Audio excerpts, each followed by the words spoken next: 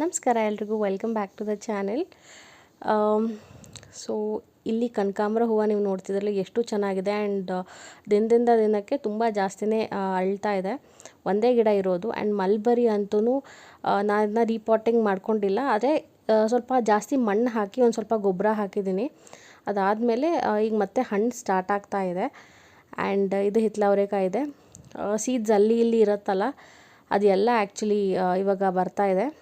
And tomato ಗಿಡ ಇದು remove ಮಾಡ್ಕೊಬೇಕು. ಸೊ ಹಾಗಾಗಿ ಇರೋ ಟೊಮೆಟೊನೆಲ್ಲ ನಾನು ಹಾರ್ವೆಸ್ಟ್ ಮಾಡ್ಕೊತಾ ಇದ್ದೀನಿ.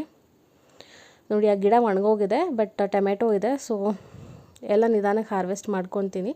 ಆ್ಯಂಡ್ ಈ ಪರ್ಟಿಕ್ಯುಲರ್ ಹೂವಿನ ಬಗ್ಗೆ ಹೇಳಲೇಬೇಕು. ನಾನು ಸುಗಂಧರಾಜ ಹೂವಿನ ಬಲ್ಬ್ಸ್ಗೆ ಆರ್ಡರ್ ಮಾಡಿದ್ದೆ. ಅದ್ರ ಬದಲು ನನಗೆ ಇದು ಬಂದಿತ್ತು. ಆಲ್ಮೋಸ್ಟ್ ಫಸ್ಟ್ ಇಯರ್ನಲ್ಲಿ ಬರೀ ಉದ್ದ ಉದ್ದ ಎಲೆಗಳಷ್ಟೇ ಬಂದಿತ್ತು. ಆ್ಯಂಡ್ ಅದಾಗಿ 1 ಇಯರ್ ಆದಮೇಲೆ ಒಂದೇ ಒಂದು ಹೂ ಬಂದಿತ್ತು. ಈ ಸಲ 2 ಹೂ ಬಂದಿದೆ. ಸೊ ನಾವೇನೋ ಆರ್ಡ್ರ್ ಮಾಡ್ತೀವಿ ಆನ್ಲೈನಲ್ಲಿ, ಇನ್ನೇನೋ ಬರುತ್ತೆ. ಇಲ್ಲಿ ನೋಡಿ, ಇದು ನನ್ನ ಮಸ್ಟರ್ಡ್ ಗಿಡ, ಇದು ಸಾಸಿವೆ ಗಿಡ. ಜೇನು ಹುಳ ಆ್ಯಕ್ಚುಲಿ ತುಂಬ ಅಟ್ರ್ಯಾಕ್ಟ್ ಆಗೋದು ಇದಕ್ಕೆ.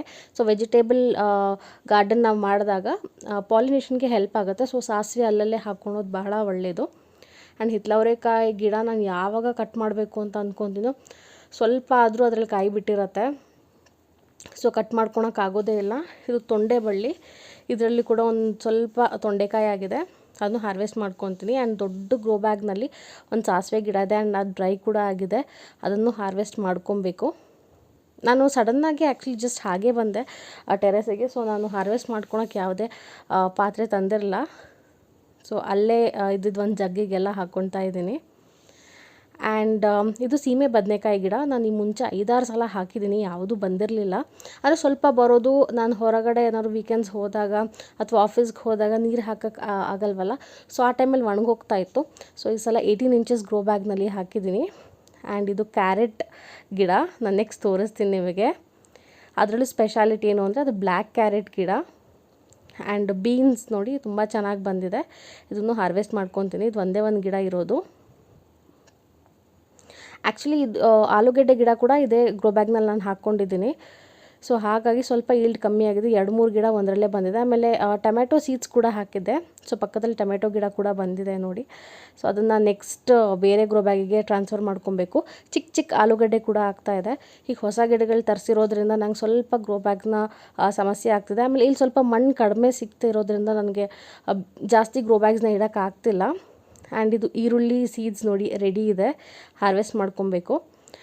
ಆ್ಯಂಡ್ ಕೆಂಪು ಮೂಲಂಗಿ ಫೈನಲಿ ರೆಡಿ ಆಗಿದೆ. ಇದು ನೋಡಿ ನನಗಂತೂ ಸಿಕ್ಕಾಬಡೆ ಖುಷಿ ಆಯಿತು.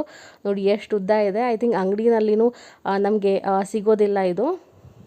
ನೋಡಿ ತುಂಬ ಚೆನ್ನಾಗಿತ್ತು. ಸೊ 2 ಪಕ್ಕದಲ್ಲೇ ಇದೆ. 2 ಹಾರ್ವೆಸ್ಟ್ ಮಾಡ್ಕೊತೀನಿ. ಇದೊಂದು ಸ್ವಲ್ಪ ಚಿಕ್ಕದಾಗಿದೆ, ಅದು ನೆಕ್ಸ್ಟ್ ವೀಕ್ ಹಾರ್ವೆಸ್ಟ್ ಮಾಡ್ಕೊತೀನಿ.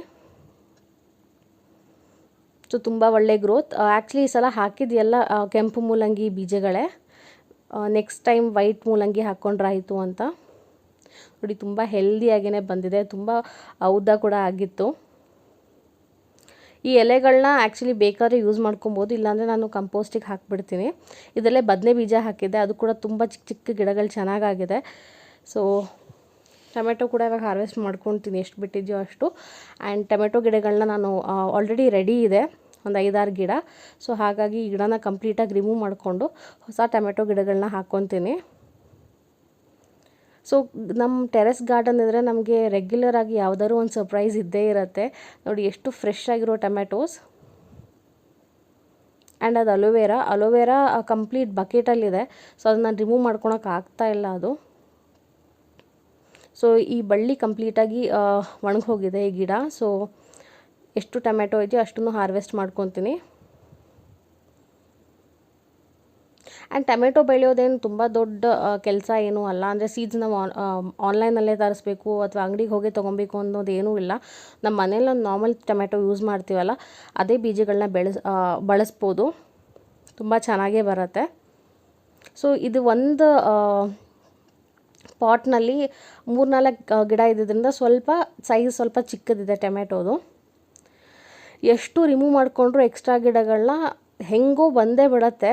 ಆ್ಯಂಡ್ ಇದು ಸೇವಂತಿಗೆ ಗಿಡ ನೋಡಿ, ನನಗೆ ಆ್ಯಕ್ಚುಲಿ ಹೇಳಿದ್ನಲ್ಲ ಗ್ರೋ ಬ್ಯಾಗ್ ಸ್ವಲ್ಪ ಶಾರ್ಟೇಜ್ ಇದೆ. ಸೊ ಹಾಗಾಗಿ ಒಂದೊಂದು ಗ್ರೋ ಬ್ಯಾಗ್ನಲ್ಲಿ 2-3 ಗಿಡನ ಬೆಳೆಸ್ತಾ ಇದ್ದೀನಿ. ಒಂದು ಗ್ರೋ ಬ್ಯಾಗ್ನಲ್ಲಿ ಒಂದೇ ಗಿಡ ಹಾಕಿದರೆ ತುಂಬ ಚೆನ್ನಾಗಿರತ್ತೆ. ಆ್ಯಂಡ್ ನನಗೆ ಗಾರ್ಡನ್ನಲ್ಲಿ ಸ್ವಲ್ಪ ಎಕ್ಸ್ಪರಿಮೆಂಟ್ ಮಾಡೋದು ತುಂಬ ಇಷ್ಟ. ಆಮೇಲೆ ಬೇರೆ ಥರ ತರಕಾರಿಗಳನ್ನ ಬೆಳೆಯೋದು ತುಂಬ ಇಷ್ಟ. ಸೊ ಹಾಗಾಗಿ ಸಲ ನಾನು ಕಪ್ಪು ಕ್ಯಾರೆಟ್ ಬೀಜಗಳನ್ನ ಹಾಕಿದ್ದೆ, ತುಂಬ ಚೆನ್ನಾಗಿ ಬಂದಿದೆ ಅದು ಕೂಡ.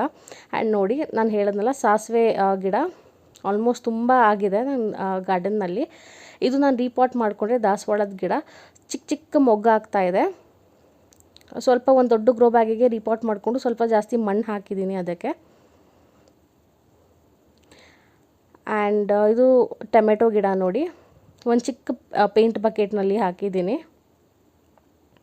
ಆ್ಯಂಡ್ ಹಿಂದೆ ಇರೋದು ದೊಡ್ಡ ಪಾತ್ರೆ ಕೂಡ ಆ್ಯಕ್ಚುಲಿ ರೀಪಾಟ್ ಮಾಡ್ಕೊಬೇಕು, ಬಟ್ ಪಾಟ್ ಇಲ್ಲದೆ ಇರೋದ್ರಿಂದ ಇನ್ನೂ ಮಾಡಿಲ್ಲ ನಾನು.